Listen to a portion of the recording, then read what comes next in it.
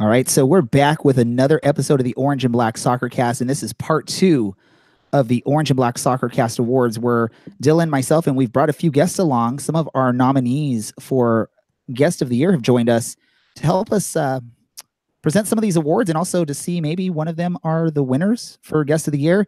This is the Orange and Black SoccerCast. As we are underway from the Champion Soccer Stadium, first time into the box, it's a great ball, and Emolson! Oh, it's the world-class goal from Orange County.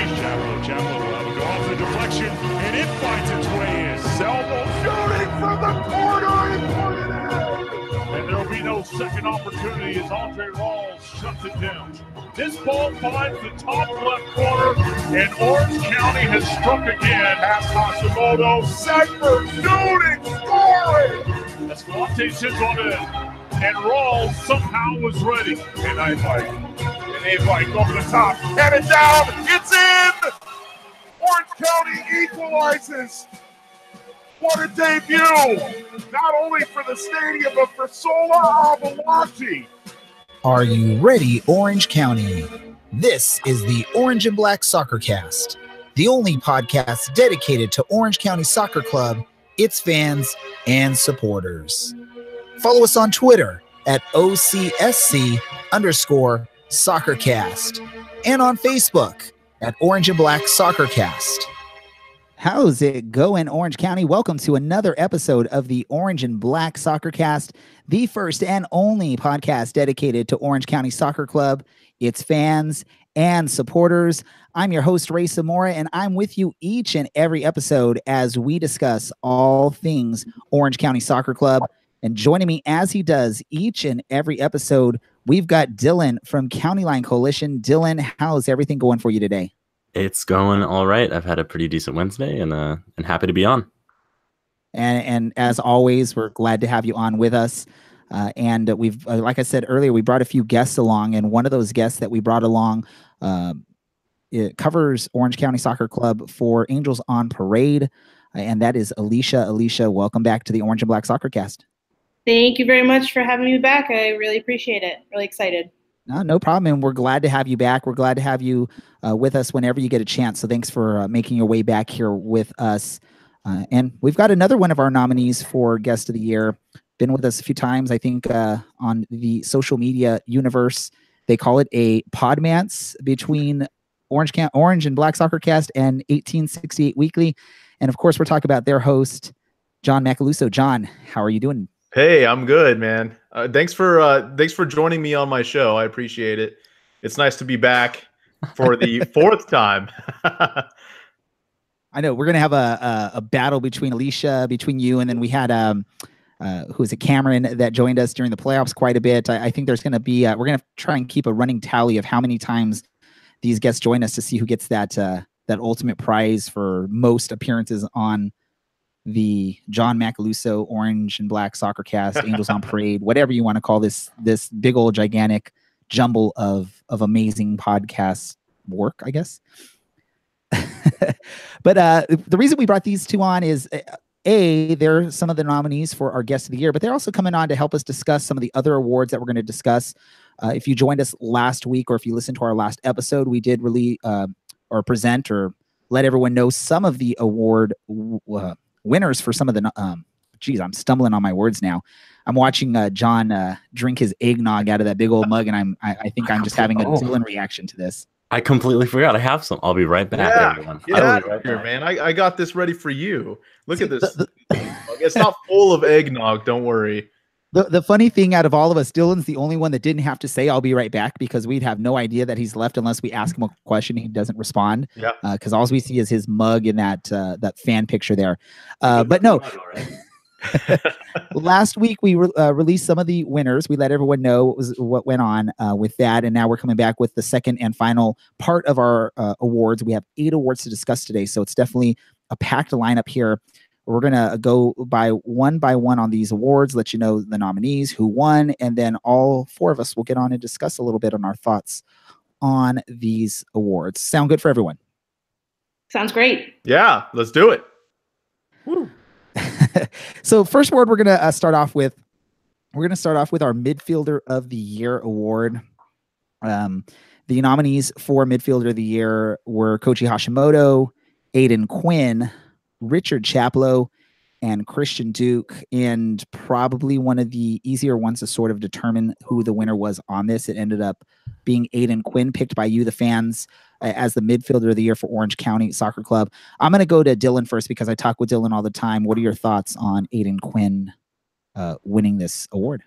Well, since I just got back with my eggnog, what award are we going over right now? Midfielder of the year, Aiden Quinn. Midfielder of the year. I mean, no disrespect to Chaplow's last month or to Duke's long run of form, both pre and post broken nose, but who else could you give it to? I mean, in all honesty, no one else had the effect, I think, on the club that Aiden Quinn had this year. Just week in, week out, all but 7 minutes of the season, stat leader in the West, almost in the entire league itself. It's hard to say that anyone else deserves it. I think Quinn's impact is easier to quantify in the stats that are kept by the league, and that maybe Christian Duke's defensive efforts are a little less quantifiable. But yeah, I got to go with everyone that voted for Aiden Quinn here. Well deserved. What about you, John? As an outsider watching this team up in Reno, I don't know if you followed much of what Aiden Quinn did this year, but was this sort of an obvious, no other option for the fans to vote on this one? Yeah, I think so. He was one of the two names. I'll say three because Andre Rawls is a very good goaltender. But yeah, he's one of those three names on the team for you guys that other teams fear. Other teams, think and game plan around. The other two, or the other one, obviously being Ed Voldson. So yeah, I'd say good pick. I swear I voted in the thing as well. And I'm fairly sure I voted for him as well. So obviously I agree with the fans and me. So yeah, good pick, guys. And I appreciate you taking your time and voting on our awards. And we sort of opened it up to whoever wanted to vote. It wasn't just for Orange County fans. Now, of course, the majority of the voters were followers of Orange County, but we appreciate you and anyone else that jumped on and voted, whether you follow the club or not. Alicia, you cover this club. You've covered them for years now, and so you got a close look at what's going on with this club. Do you sort of echo what has been said by John and Dylan that this again was an obvious pick for midfielder of the year for the team?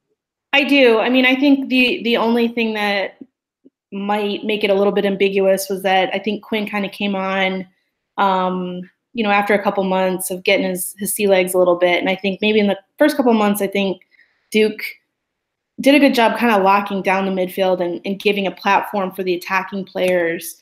And in that time, I think Quinn was pretty quiet. But as the season wore on, I think he got stronger and stronger. And then by the end of it, he was basically unstoppable. So, yeah, I think this one seems like, I think among the categories, one of the most obvious ones for sure.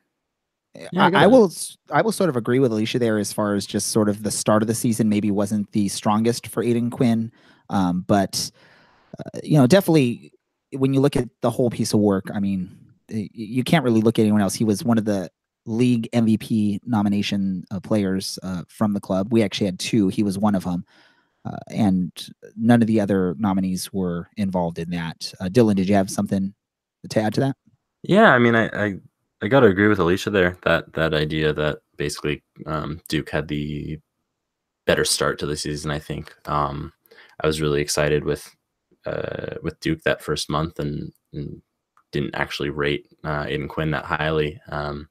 He never seemed to really sprint anywhere, and I wasn't too thrilled with that. But as things came into form, and as I think the entire team kind of found that identity that they were searching for, everything came into play. And I think then once they were working together, that's when we got to see Quinn shine, really. Yeah, definitely. I need to check some technical issues right now. So I don't know if you guys want to continue on with just your thoughts on that really quick. I got some eggnog that I'm willing to try. Dude, I don't remember the last time eggnog. You had it here? No. Try it right now. So I think it's very probably second. About 10 years since I've had eggnog. Don't know what to expect with the pumpkin spice, and there's no brandy or rum in this. Expect heaven, sir. It smells like sugar. I'll let you guys know how this is. All right, so thank you for covering with eggnog there. Now I just had to double check some stuff because one really of my I run with two computers here right now while we're doing this, and one of my computers was saying that the video had ended or dropped because of internet issue or something like that. So I just wanted to make sure, but it looked like at least what we had going on kept going. So hopefully no issues going on with any of the other stuff there. So let's do this. Let's move on to the next award we can discuss, and I'm going to hand it off to Dylan to help present Goal of the Year. All righty, so we had three main goal nominees this season for Goal of the Year. We had Aiden Quinn versus Oklahoma City to give Orange County the win in the 95th minute. We had Michael Seaton versus Phoenix, and then we had, of course, Noah Powder against Salt Lake on the 37th, chipping Jake Leaker to give Orange County the lead in the 37th minute. And the win actually went to that goal, Noah Powder versus the Monarchs in that 5-2 victory. Hard to say I don't agree with this one. He was about 50 yards out, just got the ball off of a really, really poor clearance, looked up, and then decided to go for it.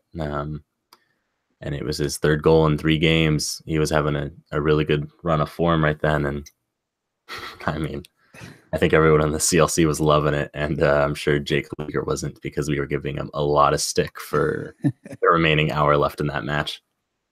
Well, and it's a pretty ballsy move by him to take that shot to begin with. Even if the goalie's out of position from where he took that shot from, you have to have some guts in you to attempt that type of goal. Like you said, Dylan, he was on a nice run of form during that time. So that probably helped play into a little bit. His confidence was riding high there. Alicia, you covered the team. I know you probably saw that goal. What are your thoughts? Is that I guess, would that be your choice out of those nominees for Goal of the Year, or do you have a different opinion on that? I mean, I think aesthetically, it probably was the best goal of the season. Like you said, it was audacious and not something you were expecting from that part of the field against that opponent and from that player. Even though he was on a roll, I mean, you would not have expected him to, just loop the ball in like that. I mean, I'm guessing John doesn't have sort of the encyclopedic memory of all of Orange County's goals over the season like, the rest of us do, which is okay. He has headspace for other things, like, I guess, Reno's goals over the season maybe. But, I think it's telling that this golazo is something that we don't even really talk about in terms of the season. Like, the season was so good that we're not even talking that much about how amazing this goal was. Like, I remember at the time being astounded at how good it was. And then we just kind of moved on, and there were more goals and there was more excitement. And it wasn't something that was quite, this touchstone moment, because there were so many of them this season for the team. So I say all this to say it was a great goal, but I think we were really spoiled as far as, good moments this season for this team. Now, I'm looking at you, John. When you're hearing about this goal that we're talking about, do you actually have an idea of what the goal was, or do you remember that goal at all, either watching USL highlights or watching highlights of this match by any chance? Ray, I'm glad you asked, because I'm going to go ahead and plead the fifth. So I was going to sort of ask you maybe what your thoughts are and how you would compare it to Reno's goals, but we can sort of avoid that on that. Just I'll join in with Alicia on there, though. I mean, it was one of those things where I would assume if we didn't have the successful season that we had this year, this would be one of the more talked about things at the end of the season. But because Orange County finished first in the West, came one game away from making the USL Cup final there. This sort of took a backseat to all the other big news that we saw from the club, which sort of disappointing, because it was sort of Noah Powder's moment in the spotlight for this team. He was on that great run. This goal sort of is the top pinnacle of that run that he was on. So, but no, definitely, probably just in all aspects of it. The other goals were great. Nothing against Aiden Quinn's awesome game in, like Dylan said, the 95th minute, I believe, against OKC. I mean, that was probably up there, but yeah, the Noah Powder goal was just amazing. I mean, even if we talk about Aiden Quinn's winner there, we don't equalize without a sweet Noah Powder free kick into the lower left-hand corner to give us 2-2 in extra time. So, and I think that was the goal that really killed Oklahoma. So you go, Noah Powder, you go. All right, so let's move on. So we've gone through midfield of the year, goal of the year. Next, we're going to talk about forward/wing of the year. And I'm actually going to hand it off to one of our guests here. We got John that's going to present this award. So John, let us know who the nominees were. I got you guys. The nominees are Thomas Enevoldsen, Mark Segbers, Giovanni Ramos Godoy, and Michael Seaton. And do you want me just to announce the winner? Yeah, go for it. All right. This is a big surprise to everyone, especially me. Thomas Enevoldsen is the winner of this award, chosen by you, the wonderful fans of Orange and Black. No, of Orange County, both. Fans of both. Yeah, and I agree with this award because he was the name that we all feared prior to OC coming into Reno and getting their butts kicked. You had to throw that in there, right? I had to, yeah. I've been getting criticized for not having enough trash talk, but you guys got us, man. I mean, you knocked us out of the playoffs, so I don't really have much to talk about. The one that scared you most throughout the season? One of our attackers, but he's the scariest, I guess. Yeah, and I kept. I really like goalkeepers. So I had my eye on Rawls for a while as well. But yeah, Enevoldsen was the one I was always concerned about. I remember having a conversation with someone who worked with the Reno Soccer Club, and he was like, "Whoa, who should we keep our eyes on?" And I was like, Enevoldsen, that's the guy. So to answer your question in one word, yes. If we knew you loved, or you focused more on the goalkeepers, we would have had you on last week when we did the goalkeeper/defender of the year, and Andre Rolls was the winner of that, and also loanee of the year. So, let's go to Alicia. Your thoughts on the Enevoldsen thing, really quick before I go to you. My statement is that probably is one of the other obvious choices on this, along with the Aiden Quinn choice for midfield of the year. Alicia, what are your thoughts? Yeah, I mean, anytime you have two players who are USL MVP finalists, you really can't go wrong. So it's not a surprise whatsoever, especially with how big the league is. I mean, it's not like there's 5 teams in this league. There's 33. There were 33 teams in the league this year, and 2 of these guys, got pretty close to winning the MVP. I think Enevoldsen was fantastic. He clearly showed he was a cut above basically every other striker in the league. I think Michael Seaton had a fantastic season. But I think Enevoldsen had kind of an otherworldly season, and it was the right choice. Dylan, let's hand it off to you. What are your thoughts? I think that's pretty fair. Last, I'd say month and a half of the season, we really saw Michael Seaton get into a really amazing run of form despite picking up a pretty big shoulder injury. But getting us up to the position and holding us up in that position through most of the season was Enevoldsen, of course, and even I would say most of Seaton's success either came from an assist from Enevoldsen or more probably some of his leadership and his experience on and off the pitch as well. So yeah, I mean, I agree with everyone with this one. I think it has to be Enevoldsen. I mean, I think the only way Michael Seaton has any chance on unseating Enevoldsen for this award is if he has the full season, what he had the second half of the season. If he had that same production in the first half of the season, maybe you're talking about a battle between these two players for that. But Enevoldsen came in strong, and he was just strong throughout the whole season. He was probably that emotional force behind this team. I mean, you could see it on the field. I mean, I think we've talked about it as fans out in the stands. Dylan is, he wears his heart on his sleeve. If he doesn't like what you did, he's going to probably let it be known. I have no insight. I don't know exactly what happened, but I have this thought in my mind that the reason why Selbel wasn't with the team in the second half of the season is there was a little bit of a conflict between him and Enevolson in one of the matches that I noticed. Enevolson was yelling at him, and Selbel was yelling back. And this is just my assumption, is the club may have picked Enevolson over Selbel, and they don't want to disrupt any kind of locker room chemistry with a potential argument between players, and it was something to do with a bad pass or something like that. But we saw that throughout the season with Enevolson. I mean, he's very emotional out there on the pitch, but I think that helped once the team sort of understood what was going on behind that. That sort of played into this team and the way the team was able to perform, and he did it all season for them. So. Yeah, and I think he really forced everyone to kind of be a little bit more professional, and say, all right, look, I've played in the Champions League, I've scored in the Champions League, I've represented for my country in the World Cup. Like, I've been at this level.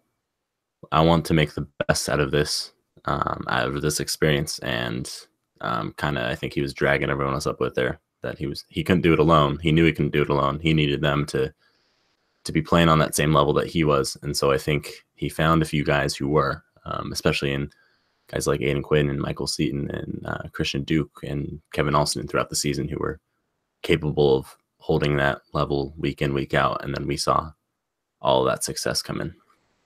Well, and who knows, if it's not for him, maybe some of these other names like Kevin Alston or Josh Hoivel don't even come to Orange County. Maybe him being there on this roster maybe made it more of a attractable place, because you have this, like you said, someone that's been on the big stage that's willing to come play in Orange County. And it's not like he's coming here at the tail end of his career. He's coming sort of more in the midpoint of his career. It's not, the retiree tour that some of the European players do to come to US and just enjoy the weather and, play US level soccer for the last couple of years of their career. So, any thoughts, Alicia? Yeah, I had a quick thing that just popped into my mind.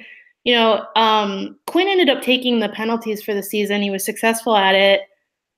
I mean, I think one of these ways that, we can kind of point to Enevoldson's leadership is that he didn't take the penalties. If he had taken the penalties, he likely would have won the Golden Boot. But the fact that he let Quinn take it, I mean, it may not have been fully his own choice, but, he didn't put up a fight. Quinn took the penalties.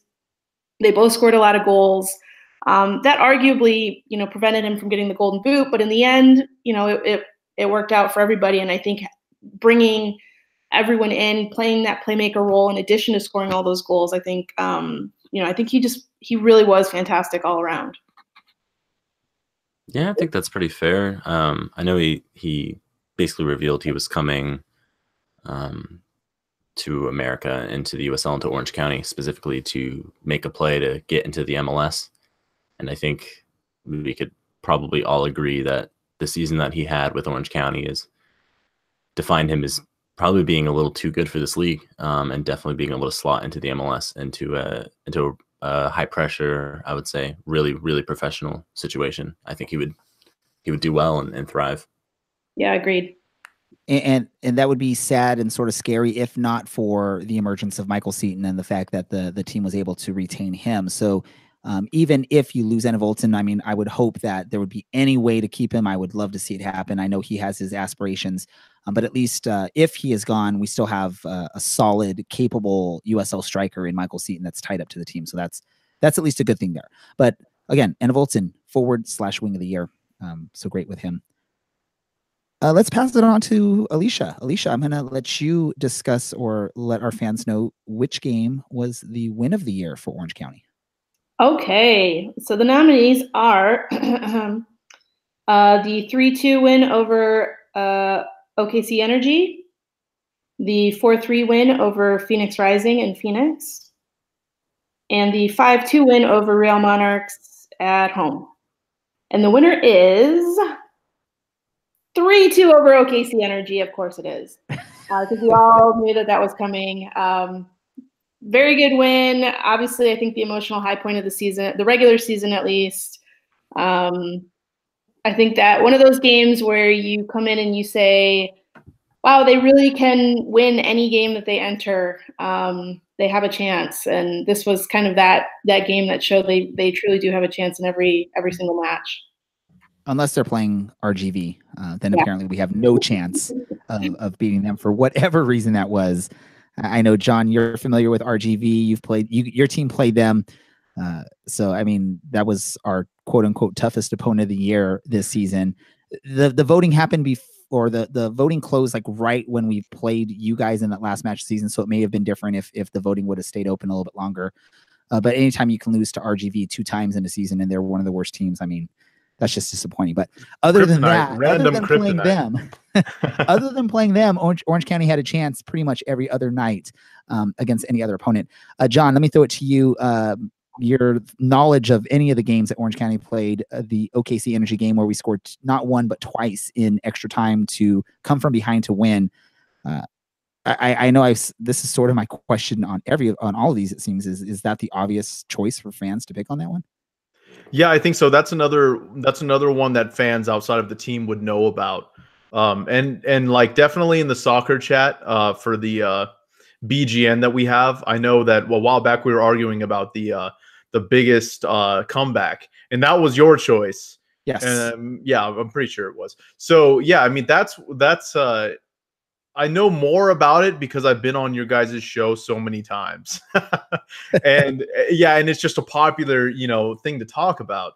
And so yeah, I mean that's a gnarly comeback. Like that's awesome. As much or as little as I know about the club, I guess I'd have to go with that as well. Now I'm going to throw it over to Dylan now, because Dylan, is out there in the stands with the fans when that moment is happening, and that moment's happening on that side of the field where the County Line Coalition sit. What was the reaction from the fans during that match, Dylan? Well, I mean, I think we were all still choking from the smoke bomb that I'd set off from Noah Powder's free kick. And then that winner, 30 seconds later, like the one open play after that,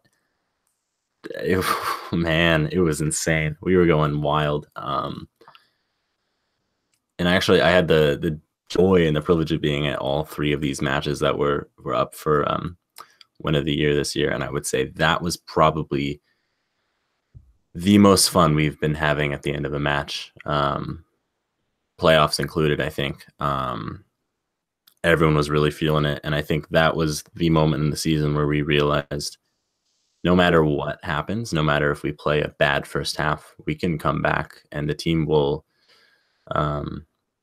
really unite and get together and push to get that goal to get back into it, and that goal to equalize, and that goal to win. They weren't going to settle for the 1 point. They were settling. They were all in for 3 there. And I remember talking to players after the game. Aiden Quinn had no idea that Phoenix and Salt Lake had lost that night. No one had any idea on the team that they were set to go to the top of the table with that win, and they put their heads down anyway and got it done. And we were definitely not enjoying all of it. And sadly, I wasn't at that match. It's one of those matches I wasn't able to make. Being the father of 2, husband, have to take care of that part of my life. I can't make it to each and every single match. That's why I love having Dylan as part of the team, because he makes it to a lot of matches, that he can this past season. But just watching it, I think that was one of the matches where Dylan was like texting me, stuff. And I think I was out doing family things, so I actually wasn't watching it live. So I'm sitting there seeing what Dylan's saying. Oh, Dylan, don't blow it for me. I want to watch it and be surprised when I see it. But once I saw his text, I had to go on and look at the scores and watch the video, watch the replays once it was posted on it. Yeah, it was amazing. I'm sure we couldn't actually repeat any of those texts on the show. As a fan of sports in general, I mean, anytime you can have something like that, some sort of great, miraculous comeback that seems impossible. I mean, it was pretty much a movie ending to a game. I mean, the only thing that would have made it better is if it was the final against Phoenix, and that was the type of ending there. But definitely a good pick by the fans on that one. Let's move on just for time's sake, and let's get on to our next award we're going to discuss. And this one we actually are just we had our fan of the year voting, and this was the one vote where we basically just had write-in vote. I didn't have any names I could throw out there because I wasn't going to alienate any fans that, or put names up there and then forget someone and then be hated by those people for not putting names up there. So we just opened it up to a write-in vote for all this. So what I'm going to do, instead of announcing a winner, I'm going to just sort of read off all the people that were nominated by, again, you, the fans, for Fan of the Year. And then we can discuss, just our thoughts on just the fans in general. So this will be our list of Fans of the Year as nominated by you guys, the listeners of the Orange Black SoccerCast. So we had Alex King, Blaine Jenks, Reddit user Madman1101, I think. Another Reddit user by the name of Too Slow, Mark Green, Dylan from County Line Coalition, Carter Fenton, JT, and I guess someone put my name in there as well. So I definitely don't deserve to be up there with some of those names that I recognize on there, just because I'm not one of those ones that's there each and every match, giving my heart and soul out in the stands, breathing in that toxic orange smoke when we score goals and win games. But I will just call this out for fans. I mean, I saw, at least from when I went to the first game of the season to the Western Conference Final, a definite growth in some of these supporters and even the fans themselves. You could see the differences from the beginning of the season to the end of the season. And of course, a winning season will do that to a fan base, but it's good to see the growth of the fans and the club putting out an effort trying to market this team and trying to get people out there. We've talked about it so many times where there's no need to repeat that it's difficult in Southern California to get, and especially in Orange County, to get the attention of fans to come spend their money on a minor league team, quote unquote. But let me go to you, Dylan, first, because you're a fan as well. And you were, I guess, one of the winners of this, or nominees for this award. What are your thoughts? I mean, it's a weird award. There's no way to really quantify or even say that someone necessarily had an amazing season as a fan. But I got to give it to the CLC. I mean, I'm biased as a part of it, but we're out there, some of us, every game. I think I missed one home game this season and went to a few away games. And there's a whole bunch of guys who go to away games just about every time they can. And it's a lot of fun. I mean, that the smoke hurts and it burns when it's hitting your eyes or your skin.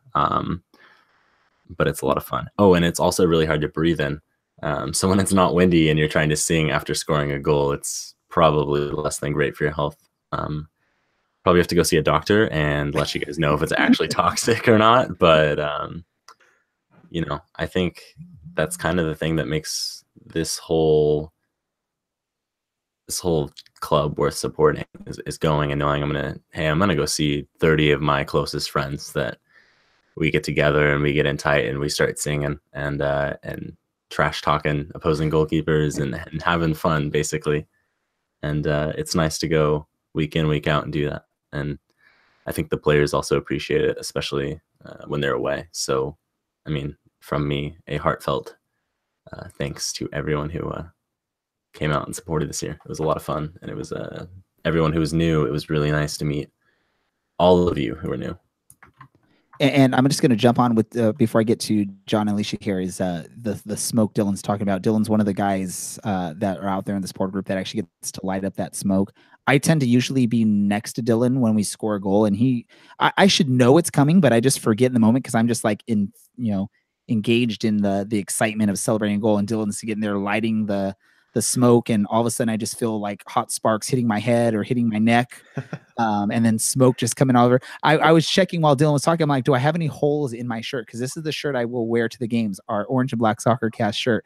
I wear it to the games, and I'm surprised I don't have any like burns in this from the sparks that come out of that, or little patches of baldness in my head because of that. So no, but it's amazing. Alicia, you've been following this team now for a few years, I believe. Back when they were the Blues playing in UC Irvine. I think Dylan was along there too, but just can you give your thoughts on just where you've seen this team go as far as a fan base from when you first started covering this team to where we are today? Yeah, I mean, I'll definitely say that I think the fan base has grown. I think at one point when they were playing at UCI, there weren't too many people showing up to games at that point, so it was getting a little scary at that time what the future was going to be like, but it definitely seems like it's rebounded, and the team seems like they're putting down some roots and building kind of a sustained fan base, and hopefully that's something that continues.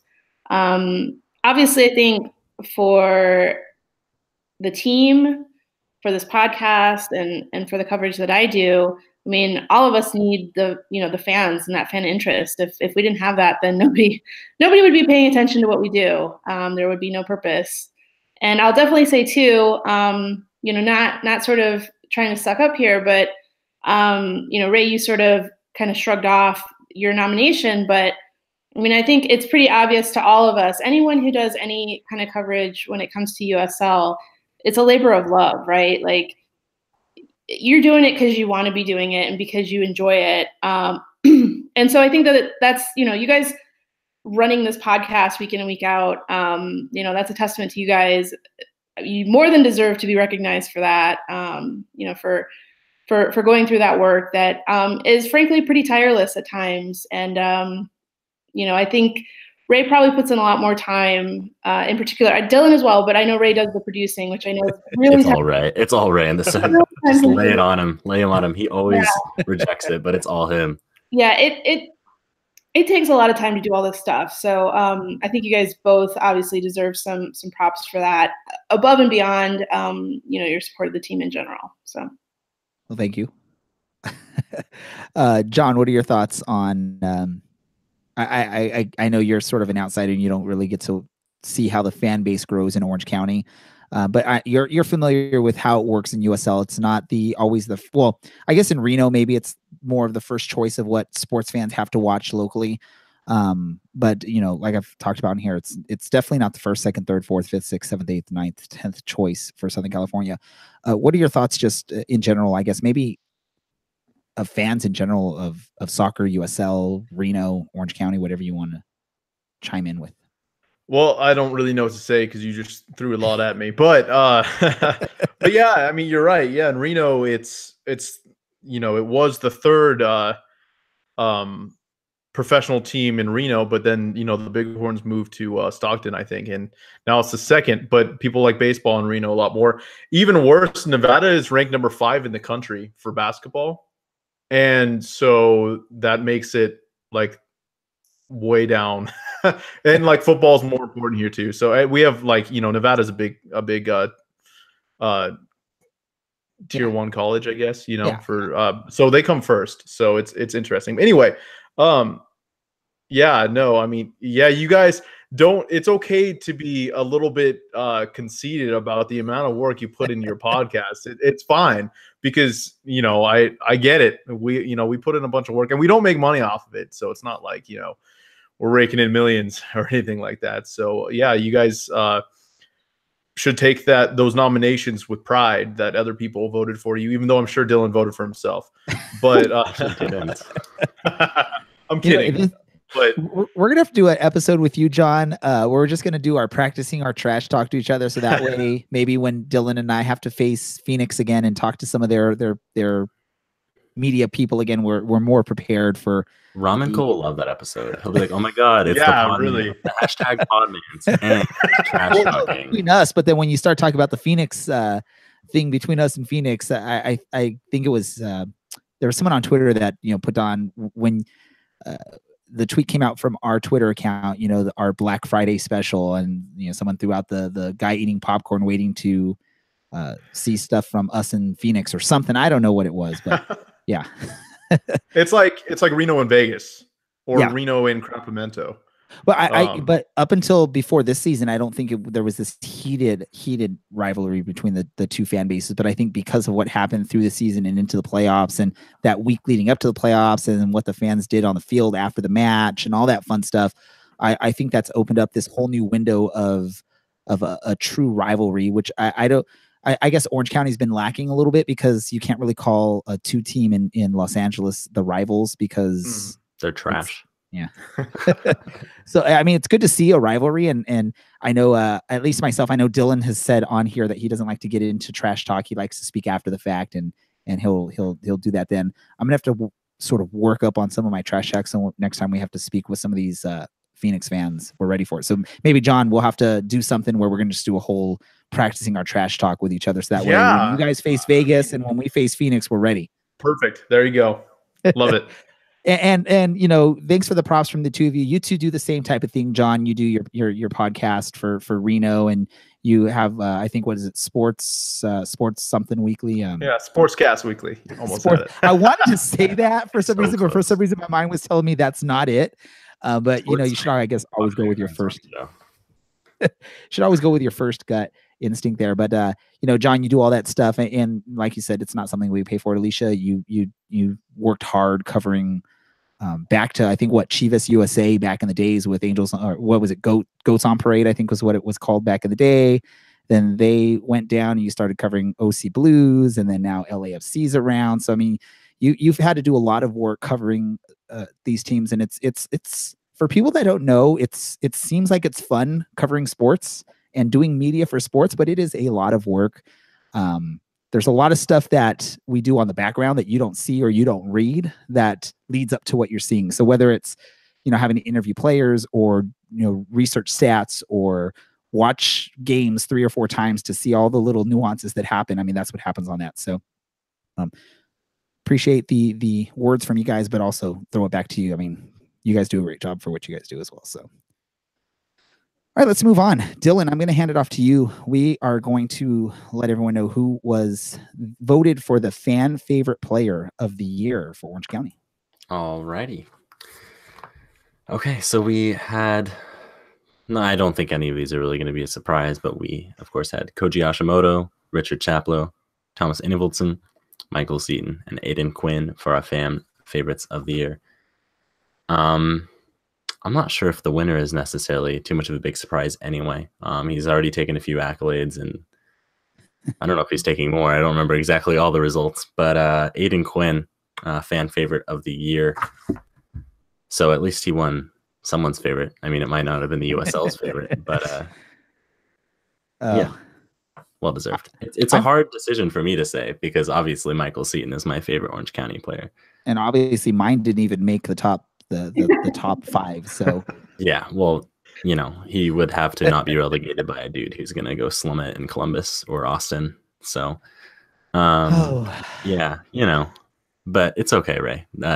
Maybe next year. I love that Alicia and John both laughed at that, so they sort of already know who I was talking about there without me even having to say it. For those of you that listen, you know who I'm talking about. If you have no idea who my favorite was, go back and listen to our old episodes and find out.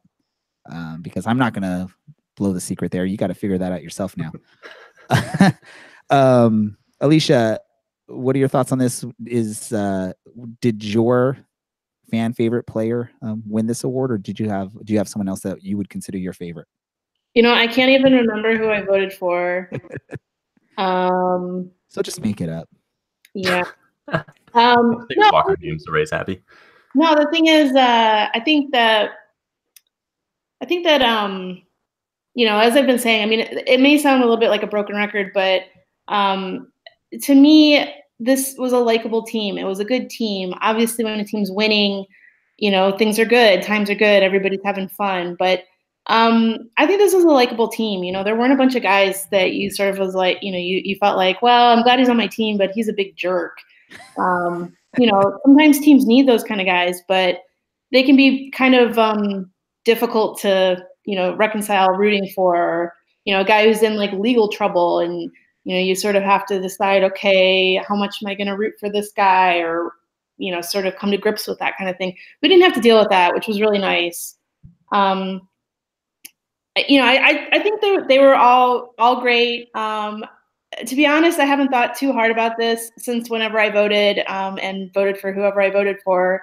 But I can't say that I have a favorite, and I think that that's okay. That there were so many guys who, they seemed like they were having a good time. They were winning. They were engaging with the fans. They were courteous to us when we wanted to talk to them, so on and so forth. So, yeah, I mean, I'm happy with this group. So that you can't really ask for more than that. How about you, John? Do you agree with Aiden Quinn being the fan favorite for Orange County fans? Sure. I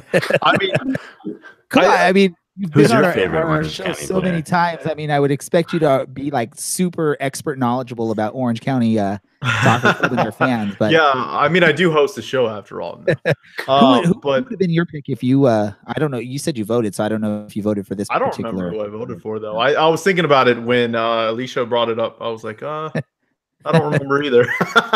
I think one of your favorites would either have to be Josh Hoivild the first time when Reno came in the regular season, or Alex Crognali when Orange County went to Reno the last game of the regular season. I think those would probably have to be your personal fan favorites. Well, I think based on how those games went. And the reason why Walker Hume should have been starting, possibly. Do you remember the pictures I sent you, Ray?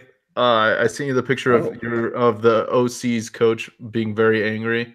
You know, I remember looking through those pictures. I'd have to scroll through all my text messages to refine them. But Don't do that. yeah, But, no, I remember. Yeah, no, I remember thinking like, oh, I have to send him this picture. He was so mad, like expletives all over the sideline. He was excellent. And Ian Russell's all just chill. No, we got you guys back in the playoffs, so it doesn't really matter. No, but yeah, no, I don't really have a. I think it's a really good point about. I don't have a favorite. Well, I think I slightly have a favorite Reno player, and it's even, but I don't really have like he's definitely my favorite. I have to actually think about it, and I think it's because once you start talking to these players and interacting with them, you kind of just cling to them. Like I tell people all the time, I've never fallen in love with something as fast as Reno 1868 FC.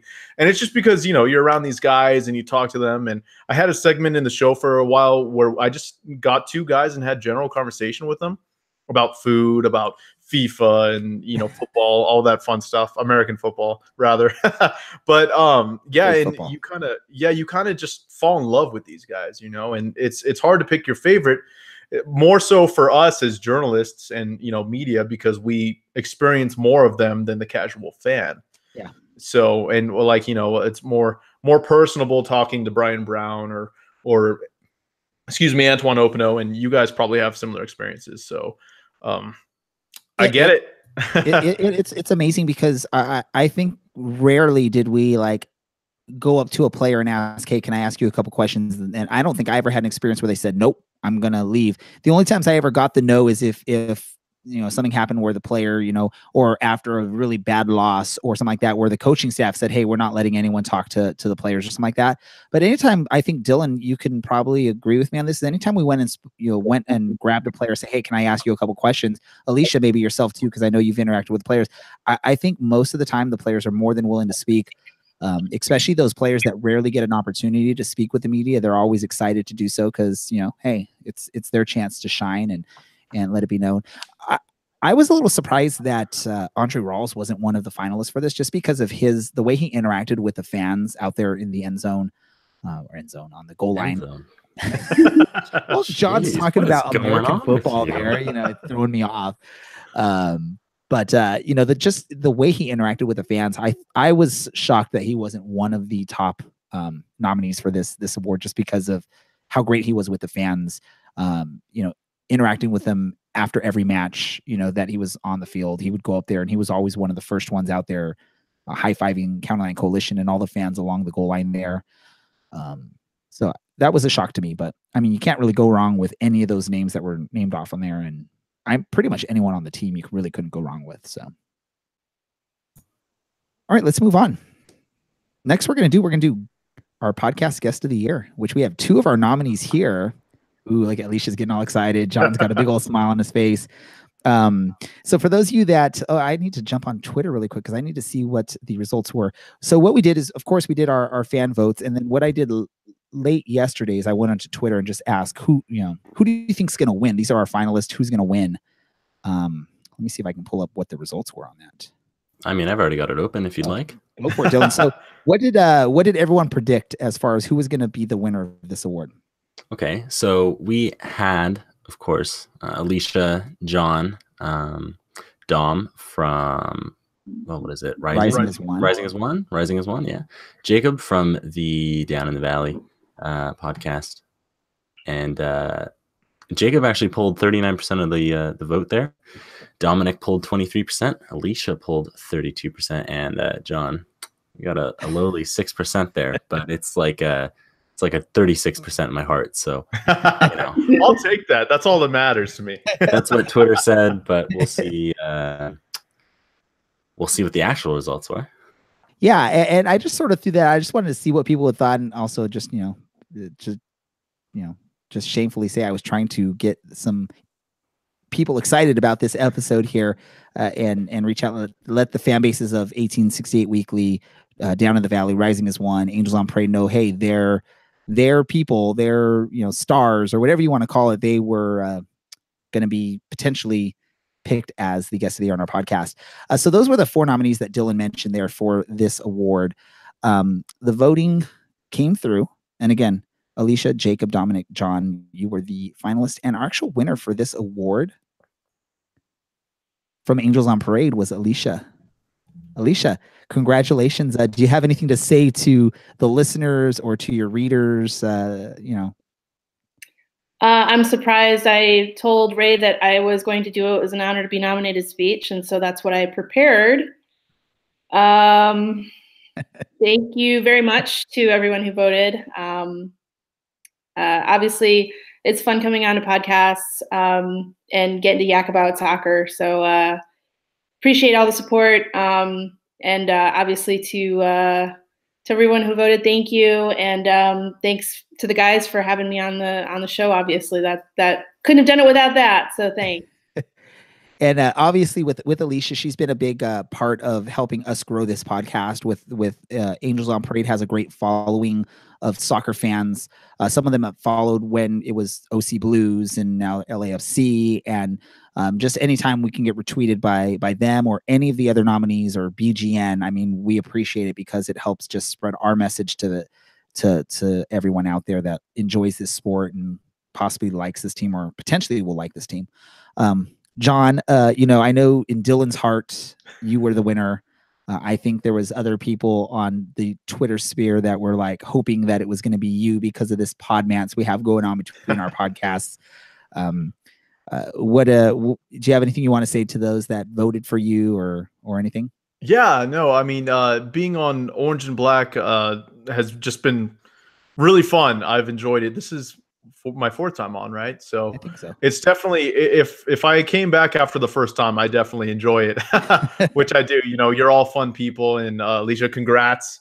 No, thanks for voting for me, and I think more so voting for the Podmans. And rest assured, I may have not achieved the award, but the bromance will, or the bro. I think Harry called it the bro podmance, right? The bro podmance. Just the podmans. The podmance will continue. It could be a ladies. bromance. I don't mind. It will continue. Just tell your lady. I gotta get you guys on 1868 Weekly. We gotta. I know that's what it really. Yeah, see, that's where it really happened. If this was like a relationship right here, I mean, you keep coming over to our house, but we never get invited to your house. I think if people are looking at that on the outside, they'd be like, "Hey, there's something going on there. Who's John hanging out with at his house?" If it's not those guys from the Orange Black SoccerCast, right? It's Dominic from Rising. He's actually been the only guest on my show as of now. Dreaded people from Phoenix. Dominic's really cool, but some of those other Phoenix guys, I've heard. Some of the fans apparently didn't like us. I don't know if you read any of the wonderful tweets on our show. And I mean, hey, props to all the Phoenix fans. I've said it before because that was the highest rated show we had, is when we had the Phoenix guys on heading into the playoffs. And I don't care if you liked us or not, because you listened to us and you gave us numbers. So that's all that matters. And I'm sure you're going to listen to us in the future because you just want to hear all the stupid stuff we're going to say just so you can bash us on Twitter again. Keep listening to us. Keep doing it. Yeah, no, I totally agree. Don't stay silent on that. So. Go for the ratings. Only for the ratings. I feel you. I'm willing to say that I would be okay with a Phoenix business throwing some cash our way for this podcast. I don't care. But definitely any local. You know what we should do is I'm going to listen to the Rising Ones as one pod, and I'm going to listen to their sponsor. Be like, hey, dude, come sponsor us. We're better. Still their sponsors. Yeah, still one of their sponsors. Yes. Sponsor concurrently, or like except for Roughneck Scarves, because that's a BGN thing. They can keep Roughneck Scarves, but Any other? I think they have some indoor soccer place that we can try and steal. There we go. All right, some indoor 5 hours to go play indoor soccer. Indoor soccer place like in Phoenix. Yeah. Oh, that'd be amazing. You have a Phoenix, a business sponsoring your podcast. I'm gonna reach out to all the Phoenix businesses. Any of you want to sponsor us? You can sponsor us for like 1 cent. We'll reach out to ASU's Cronkite School of Communications or Journalism or whatever it's technically called, and that'll fit nicely, I think. ASU sponsor. ASU sponsors the Orange Black SoccerCast. That would be awesome. Be UCI, the former home of our club, the one that maybe we can't get them. Yeah, they don't like us. Well, also because it would be a conflict of interest because I work for them, so that would not be able to happen. I think it would be just like John trying to get University of Nevada to sponsor his podcast. It just would not fly. Well, now it would work, but a few months ago it wouldn't. Yeah. Well. Well, there we go. So guest of the year, congratulations, Alicia. Congratulations to all the nominees and everyone that we put on there. All the guests that we've had on here, we've never had a bad experience. We've enjoyed it, even with the guys from Phoenix. I mean, we enjoyed our time with them, talking with them, and even we met them at the matches. The guy from the Phoenix Rising FC fan show. Well done. The other guy from Rising is one, and it's blowing my mind right now. I can't think of the name. I know we had Dominic one time. It was Aaron, right? Yes. Yeah. See, Aaron. Anyone we've had on as a guest, we've appreciated it because, worst case scenario, it's helping us spread our word and vice versa. We're trying to help spread your word, and that's what this whole thing's about. And that's what BGM was about, is just trying to network and spread our voices across the country as a big old networked group. So. All right, so let's move on to our next or our final award. And I'm going to hand it off to Dylan to let everyone know the MVP. Okay. All right. We've got 4 main contenders here. I'll go starting from the back of the formation, working forward. First off, we've got Andre Rawls, and then we've got Aiden Quinn, Thomas Enevoldsen, and Michael Seaton. All 4 of these are really strong candidates, I think, and all 4 of them had big numbers and big influences on the club. Rawls was pretty solid all year round, especially once he got back into form post-injury. Enevoldsen, like we said earlier, really held us in there from basically the get-go of the season through most of the summer. Quinn, of course, same deal there. Once he got into form with Enevoldsen and Seaton, we just saw things start opening up for us. And then, of course, Michael Seaton. Hard to argue with a guy that scores a hat trick in the playoffs. But this one actually went to, and Ray, you were wrong when we were talking beforehand. This one actually went to Aiden Quinn by 1 vote, 13-12 or 2.4%. So, all right, so yeah. This is one place where I'm going to have to jump in here really quick, Dylan, because it can be confusing when we look at our voting results. Did I look at it wrong? Oh God, you did. I'm so sorry, everyone. Now I'm really not qualified to be doing this. Now the gig is up. Everyone knows. No. What happened on this voting is because we released it and we left the voting open for about a month, and it was done on Google Forms, and every week as players scored goals, I would update the stats. But what it did is it created a whole new voting level for that particular person. So when you are looking at it, yes, it does look like Aiden Quinn won 13-12, but there actually is another section of both Thomas Enevoldsen and Aiden Quinn votes, and Thomas Enevoldsen had 4 additional votes. Aiden Quinn had 1 additional vote. So actually in the end of it, Enevoldsen had 16 votes. Aiden Quinn had 14 votes. Okay, so everyone disregard everything I've said on this podcast up until now. I'll only talk about eggnog or something, I guess. No. Okay. Here's the thing with both of those people. I mean, either of them you can't go wrong with, really. I mean, they both were amazing for the team in their own ways. Enevoldsen, we closed our voting at the end of the regular season. So this sort of, I guess we should have named it regular season awards or whatever we want to call it. That's where Enevoldsen got the win as far as the votes. I know Angels on Parade and Alicia, they had their own poll after the playoffs ended, and it ended up being Aiden Quinn at that point that was nominated by, again, the fans for that. So timing differences maybe play a part here. Enna Voltson is our official winner, but I would say you can't really go wrong with either of those two players. Alicia, I know you guys had Aiden Quinn as your pick. What are your thoughts of Enna Voltson being the MVP and getting the Orange and Black SoccerCast Award? Yeah, it's interesting. Maybe the reading public and the listening public have different tastes in players. I don't know. There's like a slight difference between the podcast audience and the blogging audience. No, I agree with you for sure. Like we've been saying throughout, they're both fantastic players. They had great seasons. And yeah, I think Enna Voltson had a terrific season, and on some level, the fact that a guy who scored 20 goals in a season came very close to getting the Golden Boot, was a best 11 selection, MVP, a league MVP finalist. We're sort of like, yeah, he might be he's a pretty good MVP. Again, is testament to how strong the team was, because he deserves it, but so do, potentially a few other guys too. So, he was great. They were spoiled. We're spoiled for choices this year, pretty much, which is always a good thing. Yes, John. What are your thoughts on Enna Voltson being voted by the fans of the Orange Black SoccerCast? Yes, as MVP. You agree with it? Yeah, two whole thumbs up there. Two, yeah. If I had another hand, I'd give you three. But all right, Dylan. So, have you taken a drink of some eggnog? What are your thoughts on Enna Voltson being voted by the fans as MVP? I finished my eggnog. Me knocking my mic off my desk a few weeks ago. Not the same feeling I'm having now, but also not the same feeling I'm having about Thomas Enna Voltson being MVP, or Aiden Quinn for that matter, or anyone on that list. They all could have won it. I would have been very happy, and they all had massive positives this season. But yeah, basically, I think a guy who's up there for Golden Boot, and like Alicia said, a guy who's up there for Golden Boot that doesn't take penalties, that's a big part.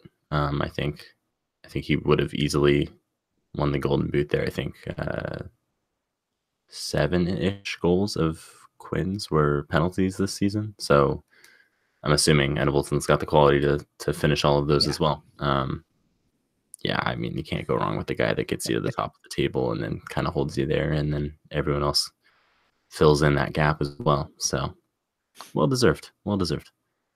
Definitely. So let's do this. Time to start wrapping some things up here with the show, because it's getting late and I want to be able to do my editing and stuff like that before I have to go to bed here. We typically will just talk about some soccer news really quick before we get to the end, though. Does anyone have anything they want to discuss? Just news in soccer, whether it's USL, MLS, around the world. I know one topic maybe to talk about, but does anyone have any thoughts? Actually, if I can ask Alicia, do you think any of the recently, and I'm going to go with non-international players, but any of the recently released LAFC players will maybe find themselves a home a few miles down the freeway? I think it's possible, but nobody's really jumping out to me right now. So, considering the guys who did come on loan to OC were internationals, Nico Zornomaz and Luis Lopez, I don't expect them to be back with Orange County. So maybe, but I don't know if I'm necessarily counting on it. I definitely think that there's going to be some guys around the league, though, around MLS, I mean, whose contracts were declined or, who have been cut loose, who may get a tryout. And I definitely would expect, given the fact that we saw the connections that Braden Cloutier pulled this season in bringing guys with MLS experience over, I wouldn't be surprised if we had, 2 or 3 pickups next season who, guys who had MLS experience and who had done well. So, yeah. How about you, John? Do you have any soccer news that you want to discuss, or? Yeah. Kind of. So I was trying to find. I'm not sure how I should word this. I'm a fan of Reddit and not paying to watch sports. Yeah, buddy. Yeah, I watch all my hockey, all my soccer, and occasionally baseball. It's not baseball season, but anyway, a lot of sports. And so I was trying to watch the PSG Liverpool game earlier today. It was on at 12:30, I believe, off the top of my head. 12:30, maybe a little bit later. 12. Anyway, yeah. it doesn't really matter because I couldn't watch it because Reddit was being a expletive.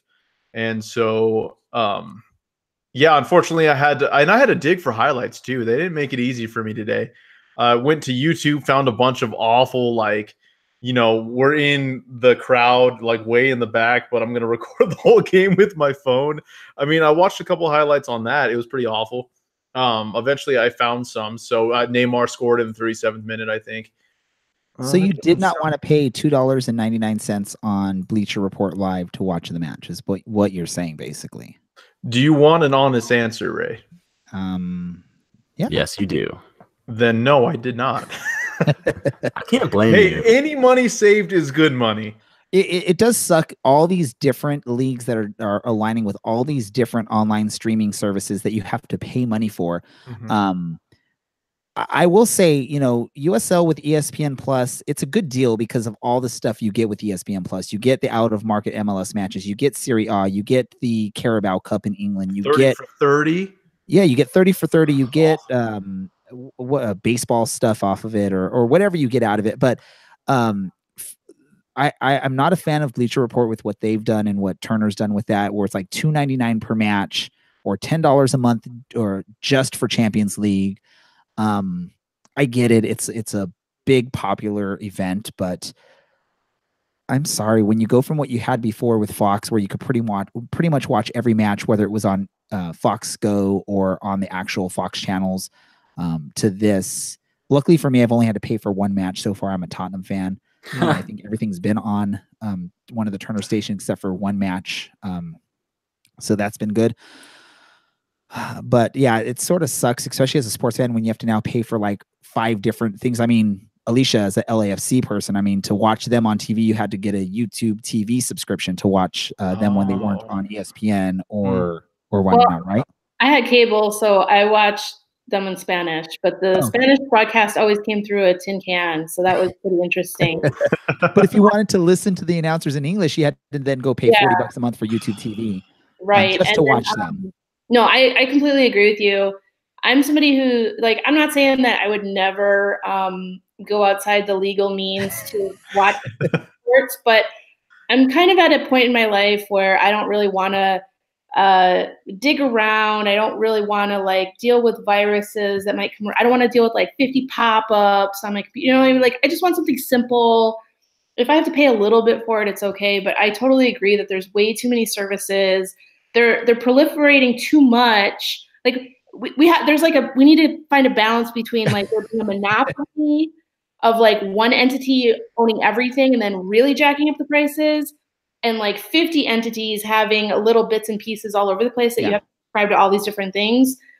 Neither one is a good solution. We need to have something in the middle where you can do it in 2 or 3 chunks, get pretty much everything you need, and then you're all set. I would pay for that, but if it's 17 different things I have to pay for, I can't do that. Well, I think it's a little hard, especially like for people like me, because I'm a football fan, I'm a hockey fan, a baseball fan, a soccer fan, and even with just soccer, I'm a fan of the Earthquakes, Reno 1868, Manchester United, Genoa from Italy. So it's like I can't afford to pay to watch all those teams, and that's and I was a little disappointed that they didn't have any Champions League on TV because they have Premier League. They do. Did they? Yeah, the Tottenham versus Inter Milan was on TNT today. So I'm trying. I mean, good games that people want to watch. Hey, it was an amazing game for me. But going back to what you guys are saying, I mean, Alicia and any LA sports fan will know this. I mean, to watch the Dodgers and LAFC, you're going to end up having to get 2 cable subscriptions basically to get something through Spectrum and something through YouTube TV. And really, you're only doing that to get a sports team. I mean, it is very ridiculous how things have been spread out on that. Even with like the Premier League, where it used to be NBC showed every single match if your provider had like the extra channels. And now if you want to watch those like random matches between Bournemouth and Huddersfield or something like that, you have to now go pay for the NBC Gold subscription to watch those matches, which is, again, it just adds up. So I understand John's frustration of wanting to find free ways to watch this. And even you, Alicia, that you said, you know, it's like, don't want to, but it's getting to the point now. It's that balance. Like at some point you're going to be like, heck no, I'm not going to now fork out this money to TNT, this money to Fox, this money to ESPN, this money to YouTube, this money to DirecTV, just so I can watch all the teams that I want to watch. Yeah, there needs. This is why you support local, everyone. But even that, if you want to, if you want to watch Orange County on the road, you have to pay $5 a month for ESPN Plus. So again, that one I think is an awesome deal. I mean, I'm not trying to plug ESPN Plus because we're a USL based team and all this. They don't sponsor us, but I mean, heck, $5 a month compared to what you have to pay on some of these other things. $2.99 for one Champions League match, $40 a month for LAFC if you want to watch it in English. Whatever Spectrum charges for their cable with sports to watch Dodgers, like $80 a month or whatever that may be. I mean, when you do that, okay, $5 isn't too bad. Let's not hang out on this too much because we're already running a little bit long. I want to just sort of wrap things up here. So what we're going to do is we're going to end it the way we always do, a random thought. It can be a random soccer thought, or it can be a random thought about anything, probably a book from Dylan. Let's go with our guest of the year award winner, Alicia. What's your random thought you want to share with our listeners? Of course, my mind goes blank at this moment, but no. I think it's been a really good season, as I keep saying. But you know, as somebody who has covered this team through some good times and some bad times, you know, it really was a season to cherish. And it's something that I'm going to be probably writing about before the end of the year. So I think it's just really important to kind of remember how cool this season turned out to be. Yes, Orange County SC didn't make it to the final. They came just short, but hopefully the team can regroup and can come back stronger. If they can do that, then they should be in the title game next year, and it could be an even better season. But these kind of seasons don't necessarily roll around every year. So I'm really glad that we got to experience this great season, and hopefully the next one will be even better. Awesome. John, what about you? Any last random thoughts? No, I finished Red Dead Redemption 2 finally. So that's been pretty nice. That's been a majority. It's such a long game. I mean, I sacrificed a lot of my life, Ray, to finish it, but it's like a solid like 60, 70 hour game. Like yeah, I don't know. I'm pretty sure I put more miles on that horse than I've actually put on my own car, like ever. For those of you who don't know, Red Dead Redemption is a cowboy western themed Grand Theft Auto, basically. Yes. Yeah. And if you don't know what Grand Theft Auto is, then go look it up on the internet because I'm not going to dig deeper onto that. I don't know if they still make them. Do they still make those big fat books you can buy at like GameStop for like $20-$30 that show you how to like basically get through the game super quick and not basically just cheat your way through the game? Yeah, strategy guide. Yeah. I guess the company that's well known for making them is going under. Okay. So currently, yes. In the future, no, I don't think so. All right. I haven't tried that game yet. I pretty much play FIFA online. So, Dylan, your random thought. What book are we going to read now? Speaking of FIFA online, actually, I just started playing FIFA Ultimate Team. Ooh. I don't know what's going on. I don't know what I'm doing at all. So someone please help. Please tweet and tell me what I'm doing or what to do. Other things, Greg Berhalter, I hope that's how you say his name, is, I think, set to be the new U.S. men's national team manager. So that's some other news about mismanaged things. And then this eggnog, John, is okay. Started off okay. strong, but it's Oh not man, such a did great- you have too much? No, I had a really small amount The actually. consistency Is this the of eggnog pumpkin is just- spice? Yeah, it's just the eggnog pumpkin spice stuff? eggnog. I don't touch eggnog, so I have no idea what even regular eggnog tastes like. So. Honestly, I think I would give it like a 5 out of 10. What? Oh, Yeah. get out of here! I've enjoyed having you on the show. Yeah, Dylan. John's not coming back on, or is Dylan being kicked off the show because John? Dylan- It's yeah, no, probably Dylan- me. I got the wrong MVP, and now I'm trashing eggnog. But the last thing is actually a literature recommendation, and Yeah, of course it is. maybe someone's probably complaining, probably Ray, that like whatever I have been suggesting for the last 6 probably weeks is maybe a little too highbrow. So this one's a novel, but it's nice and simple and kind of feel good story. It's called The Dog Stars by Peter Heller. It's like 200 pages. It's really quick read. I'd highly recommend it. It's about a guy and his dog.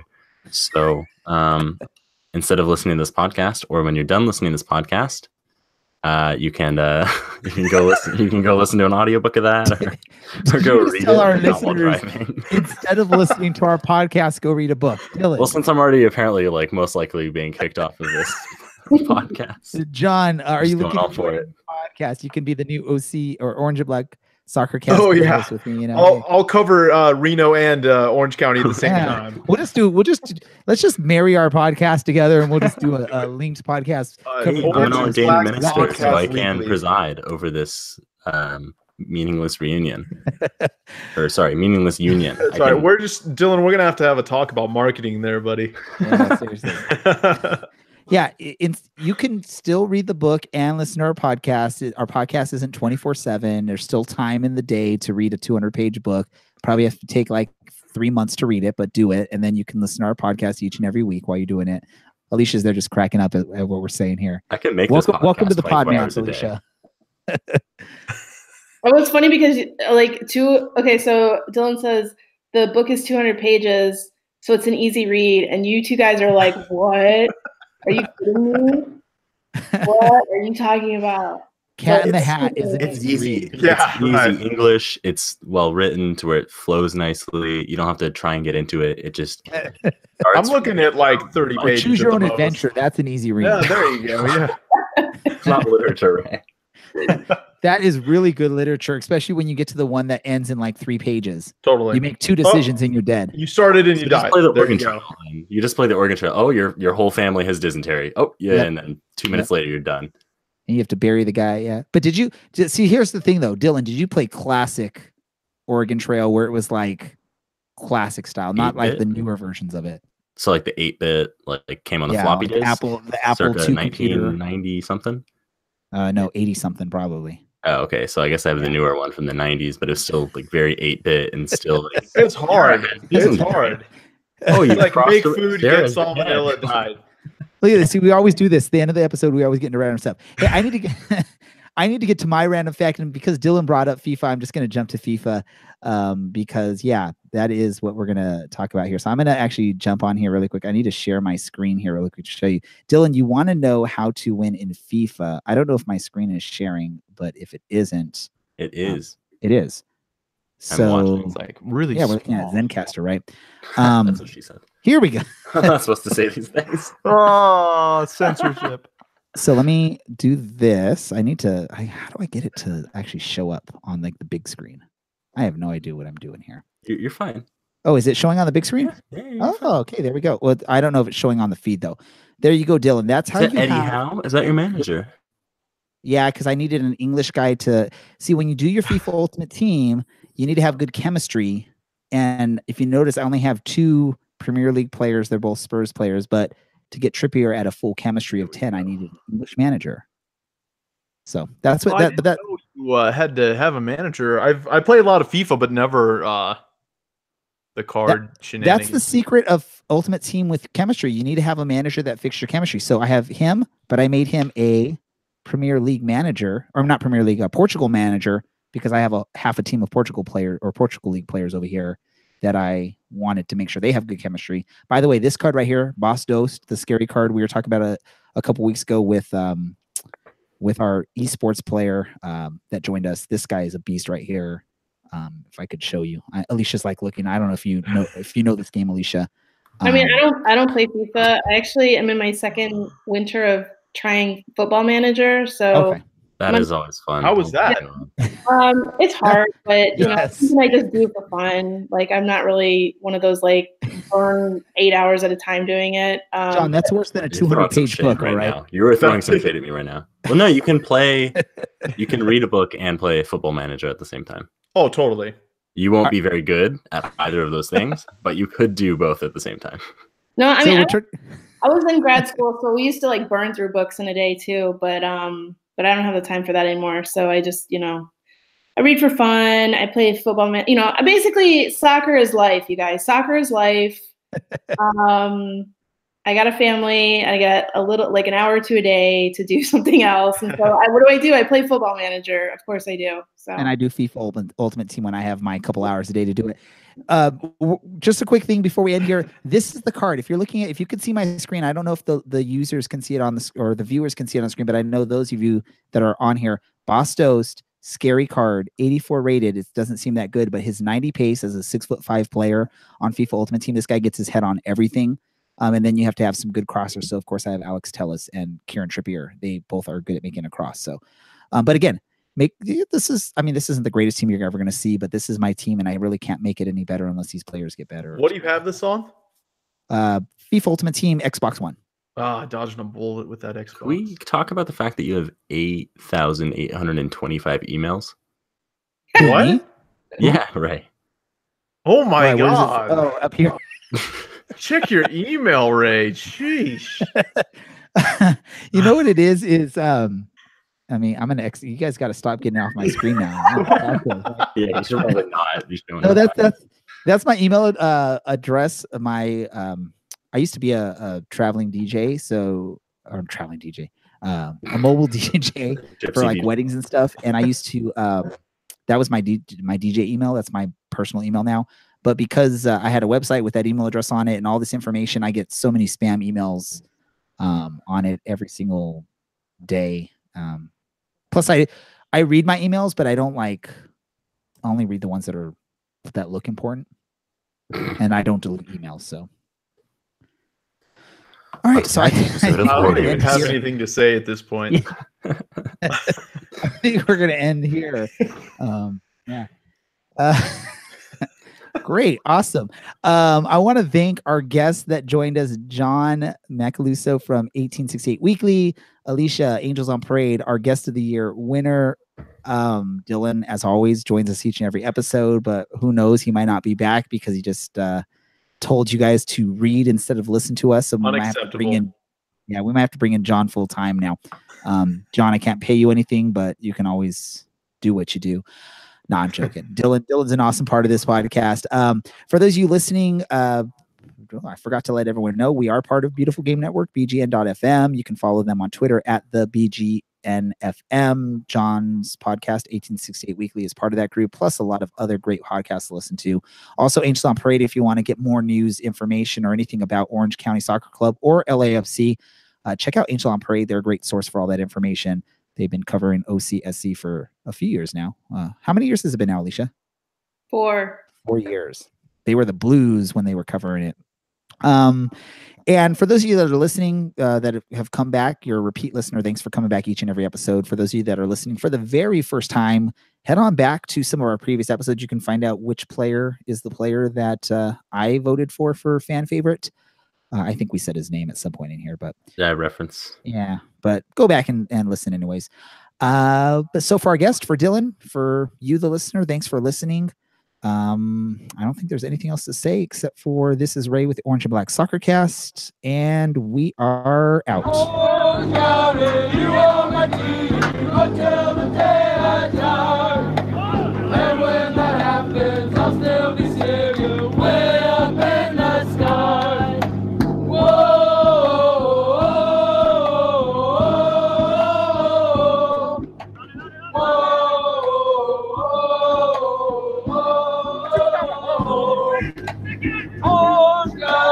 You are my team until the day I die. And when that happens, I'll still be singing way up in the sky.